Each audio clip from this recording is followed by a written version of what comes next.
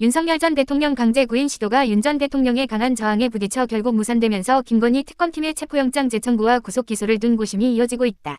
반면 윤 전 대통령 측은 형사고발 예고와 함께 특검팀의 체포 시도가 위법했다는 입장을 연이어 내며 장외전에 돌입했다. 8일 법조계에 따르면 법원이 발부한 윤 전 대통령의 체포영장 기한은 7일 만료됐다. 문홍주 특검보는 이날 정례 브리핑에서 집행불응으로 체포영장 효력이 끝났다. 두루 살펴보면서 다시 체포영장을 청구할지 고민 중이라고 밝혔다.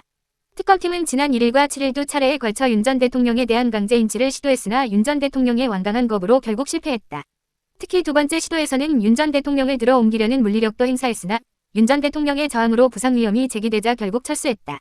특검팀은 여전히 직접 조사가 원칙이라는 입장을 고수하고 있다. 다만 체포영장 재집행 없이 곧바로 구속 기소하는 방안도 검토 중이다. 이미 두 번이나 집행에 실패한 상황에서 체포영장을 재발부받는다 해도 집행을 강제할 특별한 수단이 없다는 점을 감안한 것으로 보인다.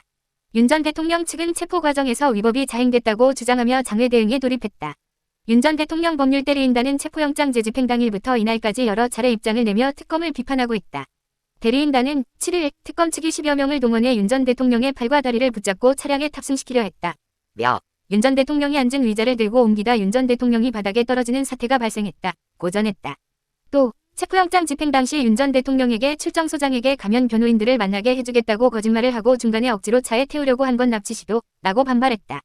그러면서 윤 전 대통령에 대해 자행한 강제 인치 시도는 명백한 불법이자 전직 국가원수에 대한 신체적 학대라면서 형법상 불법 체포감금죄, 직권남용죄, 강요죄 가혹행위죄에 해당한다며 특검팀과 정성호 법무부 장관에 대한 법적 책임을 묻겠다는 입장이다. 앞서 정 장관은 2차 집행 시도를 앞두고 서울구치소에 협조를 지시한 바 있다. 대리인단 입장의 특검은 적법한 절차 진행이라며 불쾌한 의중을 내비쳤다. 문 특검보는 이날 그 의견에 동의하지 않는다면서 원래 변호인 접견 장소가 아닌데도 일부 편의를 봐준 측면이 있는데 그렇게 이야기한 것은 적절하지 않은 것 같다고 반박했다.